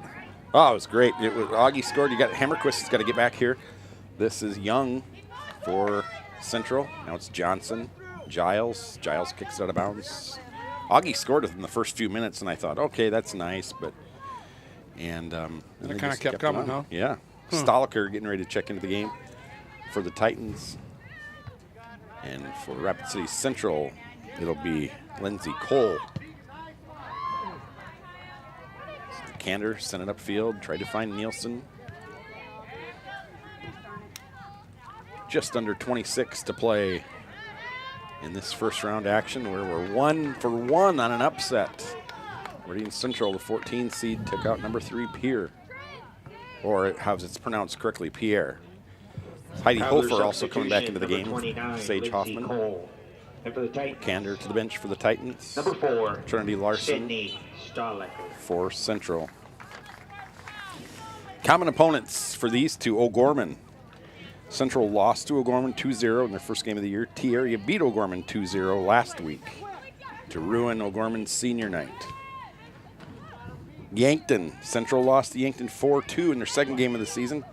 T-Area tied 1-1 with Yankton. And Titans didn't even score in that game. It was a score by Yankton on their own player. Yeah, the dreaded own goal. That's Mitchell. Central beat them 4-2. T-Area beat Mitchell 4-0.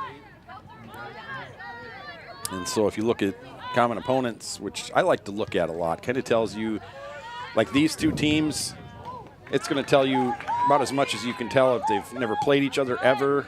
We don't know much about Central. Great defense by Reese. Yes.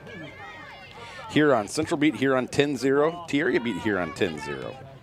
So T-Area were up on the 4-0 in the first 10 minutes and got pulled out of the game and still won that one at the limit 10-0.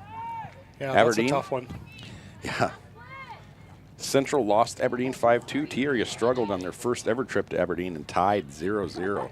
Disappointing night.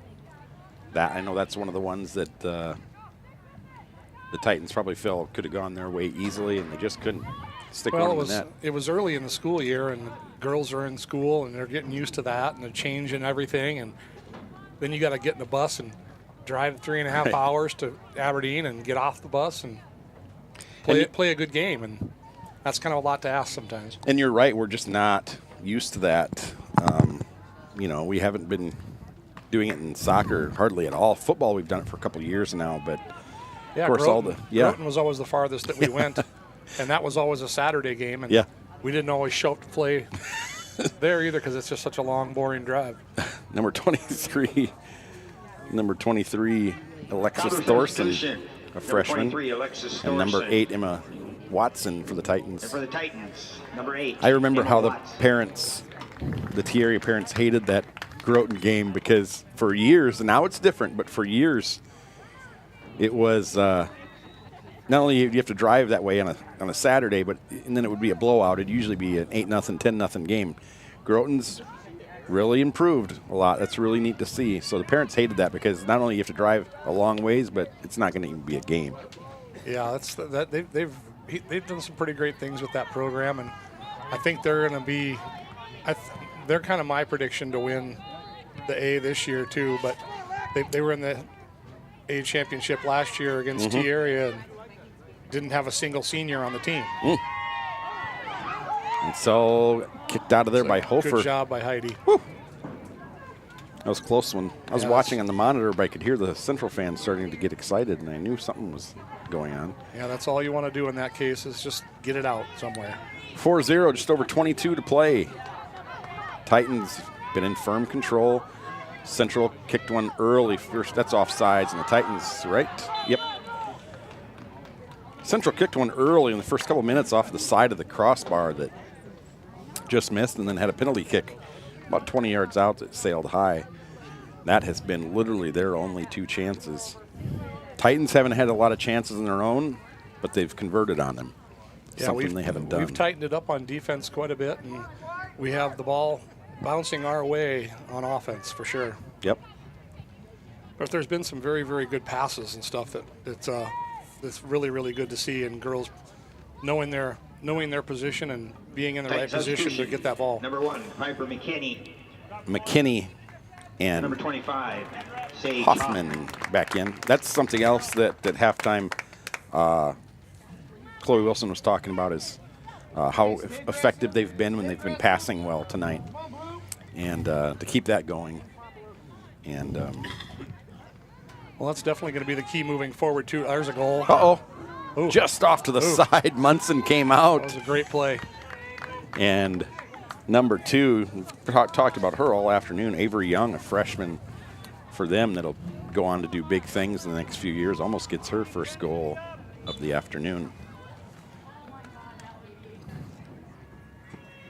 Just over 20 minutes to play. But I hope the girls enjoy this win briefly, and then get their heads on right and get ready to play again on Saturday, because it's only going to get tougher from here. Yep. Are you going to that game tonight, Washington Mitchell? Oh, I thought about it, but would it be in Mitchell? No, it's actually in Washington. But you're right. Washington's a 5 seed. A higher seed, yeah. Yep. I talked to Coach Anderson about the game-winning goal by Lakander the other night, and he said that definitely moved him up at least a spot. I think it moved us up 2. Yeah. I think we went from 6th to 4th. So nothing wrong with that. No, that's outstanding. He's very happy to be a 4 seed in his first year, and he said he just didn't feel Stoliker. Nope, no chance at that one. Hammerquist comes up, tries to play it up to Stoliker, plays it out of bounds. I'm sorry, that was Olivia Johnson. See, look at her and Hammerquist. They look real similar from this far that's out. actually Emma Watson. Yeah, that's what I said. I said, look how similar they look. They're 10 yards away from each other. You said Olivia Johnson, not Emma Watson. Oh, did I really? Yeah. Oh, I know Ewatts. Yeah, I know. Sorry, Ewatts. I know you do. Here's Stoliker, a great ball from Hammerquist. It's a fantastic ball. Nice job by Stoliker. Cross. Oh. Good job by the keeper. Yeah. I think that was one that you might want to slot it back a little bit. Piper was in a great place to just tap that one in if she could just play it back a little bit. Another save by Flanagan. This is McKinney. Waits for the big turf bounce. And now Emma Watson. Never to be confused with Olivia Johnson or Reese Hammerquist. Nice stop there by Lou Otten. How did she get the nickname Lou? I have no idea, but that wasn't Lou Otten either. That was Kate Childs. Was it really? You need to get your glasses checked. When it's so hard when they're sideways, and I hear you. No, I know they all look alike. Yeah, good grief. Lou's sitting down on the bench. I have no idea. I have no idea where Lou came from. That would be we need shoulder numbers. Well, Kate still got the guns out, so that should have been an indication. Trinity Larson. I don't know where Lou's nickname came from. I know her soccer number is for Brian Urlacher from the Chicago Bears. I thought that was kind of an interesting choice. He was 54. Yeah, that's where her club soccer number, not her. Brian Urlacher, did he play when she was born? I have no idea, but her dad's a Bears fan. Huh. I think that should almost be child abuse. Having your kids grow up to be Bears fans. Uh-oh, here's a goal. That's a goal. Nice pass, just kind of slipped through. And then the goal, 17-41. And are we still have an eye on her? Who got that one? I think it was the freshman. Yeah, I think so too. Yeah, I think so. I've got an eye on her still. No, yeah. I don't think it was. I think it was 14. I think it was Riley Healy, I believe. But hey, yeah, she definitely got loose. Don't listen to me. Clearly, I was just gonna say it. Number 11, Lene Godfrey. Okay, we were wrong. We were wrong anyway. Number 11, Lene Godfrey. Hey, that's the PA announcer, Tommy Tosh, that whenever there's a goal, runs in here and in our room and asks us who scored it. So he must have. I was going to say, as if Tom can be trusted. It was a great pass. What do we got going on? A yellow card for somebody saying something potentially. Yep, she must have had something to say. And she's the one that got the goal, so she said. She said you should have been helping us this whole time to get more goals. Just kidding. 22, Lily Coots, and 35, Reese Healy back into the game soon. Hey, stay aggressive. Come on. And so the lone goal by Rapid City Central changes the game a little bit. Now, if they were to go down and get another goal. Yeah, that would change it considerably. But that's why you keep your foot on the gas. There's Hofer! There it is. Count it! No way. 25 yards out. Heidi Hofer answers right back. The deflection and then the slip on the turf. For the Titans, less than a minute later. And so any hope that Central might have been getting after that goal, that probably is going to drive nail number 1 into the coffin here in the first round. How many times did we score 5 goals this year? Boy. Once. I know one. Not many. One we for had sure. 10 against Huron. Yeah, I knew that one. That's the only one I could think of. Yeah, me too. Me too. You got to admire the Cobbler girls, though. They're not giving up. That's a great ball. Wow, here comes Stoliker. That's a great ball. And she's going to kick it right-footed, just missed. And then Ringo is into the game. She was heading towards the goal, no chance to clean that one up. So, yeah, the Cobbler girls and also number 99, Abigail Flanagan, has had some nice saves back there, just standing in, playing like a senior, one of the 6 seniors. Yeah, you got to admire them. They like you said, they drive 6 hours plus to get here and get off the bus and play a game, and they've played hard. Mm-hmm. Here, watch the big bounce. Stoliker gets the header. Ringo almost gets it in. I'm sorry, Piper McKinney almost gets it in. That was the second time that McKinney's been right around the net. Love the aggression. Love that they're willing to get in there and be physical. And there's that freshman, number 2, Avery Young, checks into the game. Also, number 18. I don't know. 18. We don't have that. Yeah. So they're probably the same as the Titans, bringing up a lot of JV. Yeah, I would assume players so. As the JV season is over. The interesting thing about the high school season is when the high school season is over, the players have to be released from the high school so they can go and play on their club team. Okay. And what does that? How does that happen? Just confirming with the school that they're no longer on a high school roster. You can't practice or play in club games if you're on a high school roster. So until you're done for the year, you're still on that roster somewhere. So good cross. That's a good ball too. Just off. So if the season wraps up on a Saturday at State, when does the club season then take place? Well, if you're my daughter, it starts a Monday morning. Really? Or Monday afternoon or Monday. She she never took any time off. Yeah. The ball upfield. Newhart. Is that futsal then, or is that indoor soccer? Well, it depends. I know that there are some events in Kansas City that you can play in late October and even Omaha the Halloween type tournaments in Omaha, and I believe in Kansas City you can play in a soccer tournament in every weekend of the year except for Christmas. Wow. Isn't it weird how the weather just down to Omaha is so much nicer? Yeah, it sure is. Than here.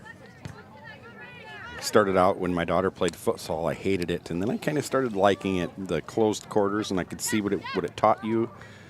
Loved futsal, loved coaching futsal, loved watching, still love watching futsal. There's McKinney in the run out. Defended. Stoliker got there. Oh. By Merchant. Couldn't keep a touch. And so 13.5 to play here. There must be more bugs down on the bench than there is here. All of the girls are swinging and dousing themselves with whatever that is. Well, they probably are attracting them with the sunlight, maybe, and then two, I would say the sweat and their perfume is probably the two things. Good step by Heidi. Another good step. Another good step. Wow. And then Watson kicks it upfield. This is Ringo, and just kicks it wide. Ringo. She had a chance. Yeah, has had a couple chances, as has Thompson for the Titans. And they are swinging shirts around on the bench, and I know they're not cheering, that's for sure. And Rapid City's bench doesn't seem to be having a bug issue, but they're in the shade. Yeah. So maybe that has something to do with it. Makes you wonder. I'd like to see Coach Anderson do something with the bench here a little bit and maybe put in some of the younger girls. Yeah. There's about 4 of them sitting over there that would be great experience for them. I think he might be waiting for Central to pull the trigger on putting in some of their subs first. At about the 12-minute mark we are until the end of this game. Looks like he's talking to them now, so they must be getting ready to go in, so that's awesome. Great minds think alike. And that one, I believe there is a Kuipers down there. I don't have a roster. And but I can figure it out here. Well, I know number 20 is Elena Mann. Okay. She's probably the leading goal scorer on the JV. Sure. And then you've got number 22, Emily Budal, who's turned herself into a great little player. There it is. And that's going to be a little far. Needs to be more to the flag. No, it's just too much down the middle. Ringo. It needs to be more to the opposite flag than down the middle. The boot. Upfield by Flanagan. Watson wins that one. Emma Watson and Olivia Johnson playing catch with headers. They've done that before. I was going to say, you'd think that they'd done that in the yard or in club or whatever. There's a call Another on foul. the Titans. I did not see what happened there.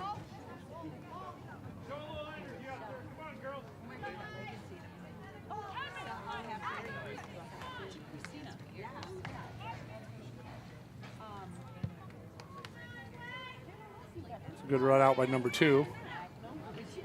She's been all over the place. Oh, she must have been offsides. Maybe a little too good a run. Yeah, so like you said, here they come. Elena Mann, number 20. She'll be the second number 20 on the field. Number 22, Emily Budal. We also have one more for now. I'm trying to find her number. Number 2, I think. Is it number 2? Yeah, I think so. That would be Ada Klimish. I think you're right, because she did wear number 2 before. She's an 8th grader. Mann, number 20, she's a freshman. Budal is also a freshman. So 2, 20, and 22. Getting ready to check in. They're calling a corner on that. For the Titans, under 10 minutes to go. I think that's what he's been waiting for, is that 10-minute mark. Put him in. Cannot sub on the other team's corner kick. Correct. So they'll have to wait.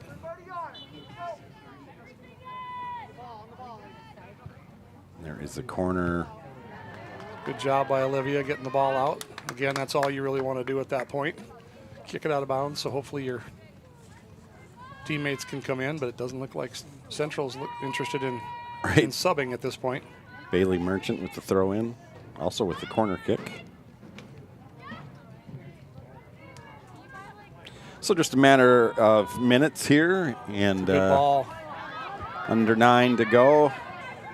Piper McKinney running that one down, kicked out of bounds. That one should get the subs in. By Abigail Flanagan. And so in come the Titans. Titan substitutions. Number 2, Ada Klimish. Number 20, Elena Mann. Klimish, Mann, and Budall. Emily Budall. This is a big day for these girls to come into a game like this on the varsity level at this age. Mm-hmm. It's fantastic. That's kind of been a tradition at T. They've always seems to have been an 8th grader or a freshman that always winds up getting to play. Yeah. I'm not sure what's going on here. Maybe must be a time issue again. But he didn't stop it before. I don't know why it'd be a time issue. Maybe they're going to talk about where they're going to go eat afterwards. Oh, there's 2 number 20s. The 20, yeah. And I guess maybe if it's the playoffs, he says you can't have 2 in. They've done it all year. I don't know what the problem is. Right. And he's saying, take Olivia out. Yeah, I was just going to say, just take Olivia out and put somebody else in. Yep. Oh, she's taking Mann out, I believe. Well, he's probably got to because she can't check into the game if there's already another 20. Oh, maybe he's making all 3 of them come off. But that was kicked out of bounds by... Well, now they're swapping jerseys and all kinds of things. But, boy. I have no idea what's going on here. Oh, I'll bet you it's because their jerseys were different. JV. They're wearing JV jerseys. Okay. I'm sorry, that's kind of ridiculous, but I guess rules are rules. In the 4... Yeah, 8 minutes and 21 seconds left in a 5-1 game, and you're worried about jerseys. And, you know, and not that it's been an interesting day by the middle ref. I don't want to say, I don't know that he's been bad, but a lot of very quick calls. And yep, he's been very decisive, that's for sure. But he's been pretty consistent, too, I think.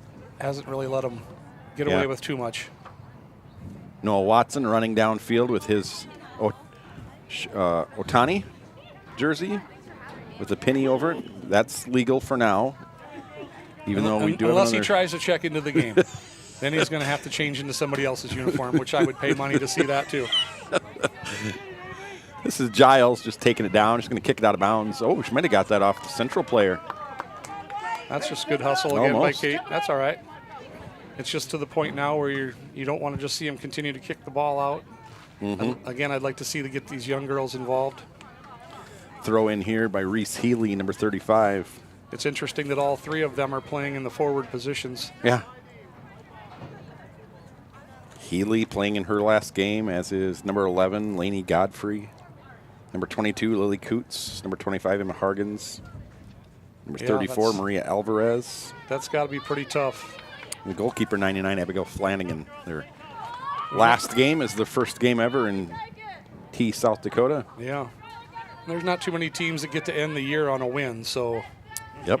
But to end your high school career, and it's going to be sad no matter what. Yeah. That's a good ball. It's a ball by Hammerquist. Oh, and the trip. And the trip, that'll make it easy. Now that they've switched, no, I really don't know. I think that's not Mann. Nope, that's not. I don't know. I give up. I mean, I can't even tell when they have the right numbers. I think that was the Budall, right? Nope, Budall's on this side. It's the other one. I can't think of it either. They're too young for me. I don't know the young girls as well. I just know Emily and Elena because I coached them. Klimish. Yep, correct. There's a ball. Oops. That's a nice drop to Emma Watson. Send it back to Giles. Giles will send it up. The header. It's looking like Central. They're trying to get out of here without getting hurt now. Yeah. There's Johnson down the sidelines. Going to send it cross. in. Yep. Oh! That would have been big on both counts. What a ball by Johnson. That should have been scored by both of them. Yeah, I was just going to say, 2 players could have hit that. I wonder if you got Noah on the screen for that one. Noah was digging that play. Here comes some Cobblers reserves. Yeah, you'd like to see that a little bit. Mm-hmm. We've always said it on the air. It gets to this point where you know who's going to win. We just cheer for who's ever playing to get a goal, because if you're playing it this late in the game with this score, a goal to you would probably be a really big deal. So yeah, I'm always rooting for the young kids.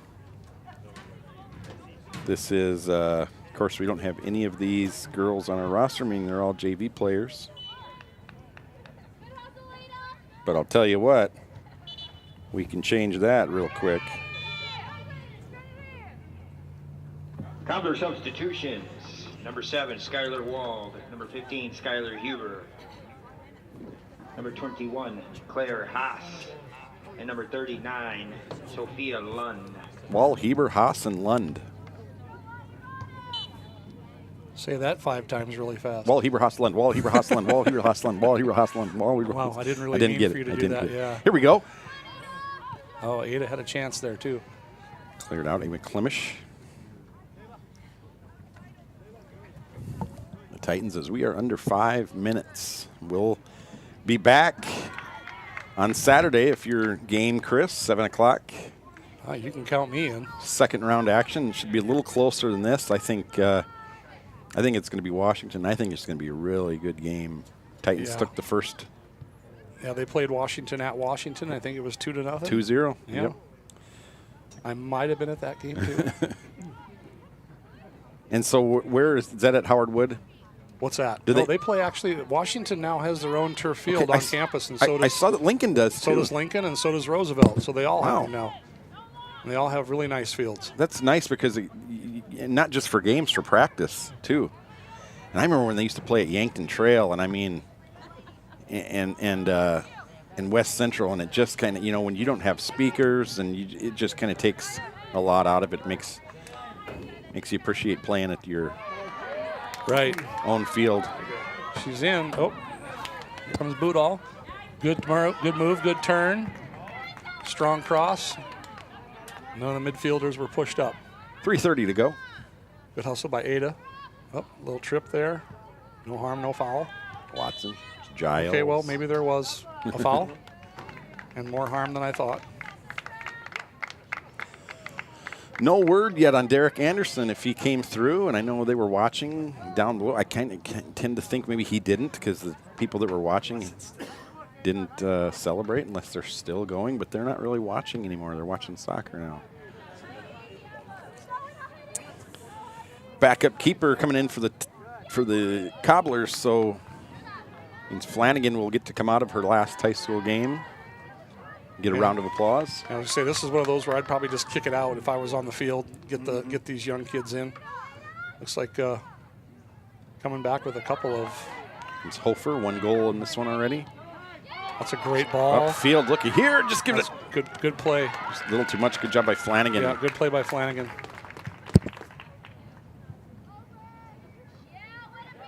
Ball up to midfield, chased down by Emma Watson.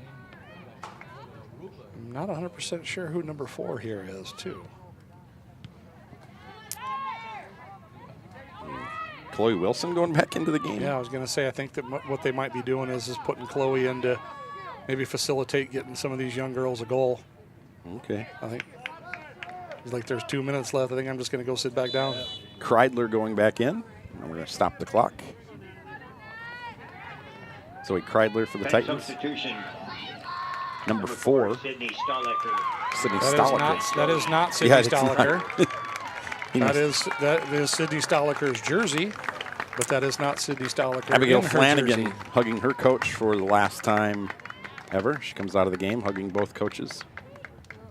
And so congratulations. That's the stuff that you love right there. Yeah. Congratulations to Rapid City. They return a lot of talent. Just 6 seniors, which when you think of the game of soccer isn't a ton of players. Yeah, you love to see the tears at the end because they just love it so much. It's kind of tugs at your heart a little bit. Oh, absolutely. Absolutely.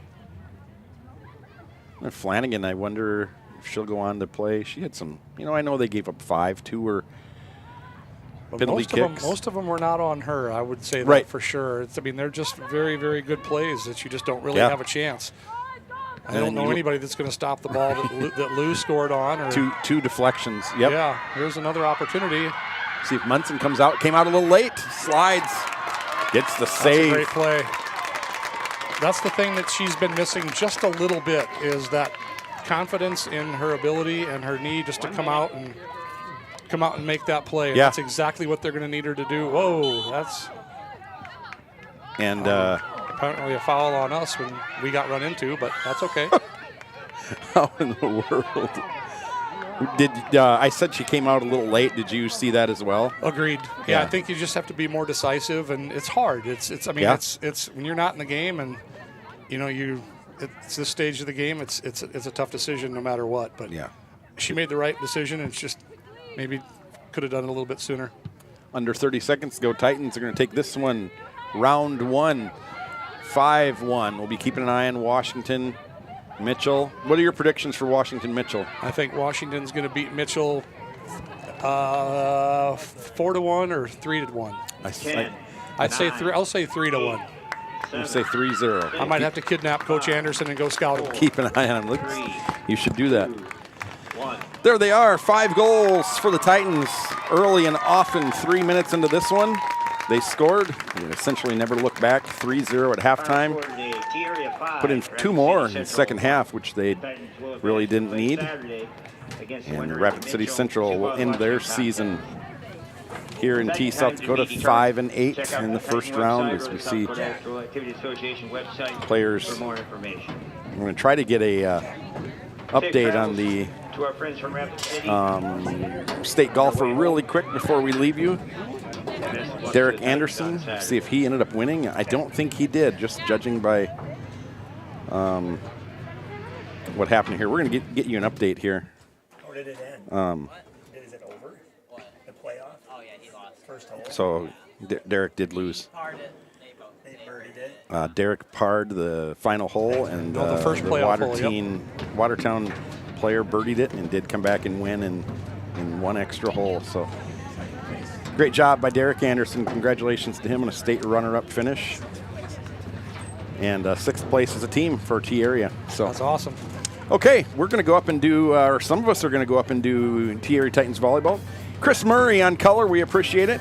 My pleasure. Rick Williamson, the producer. I'm Shad Hockey, and until Saturday night, 7 o'clock, second round action, T area soccer. Bye for now.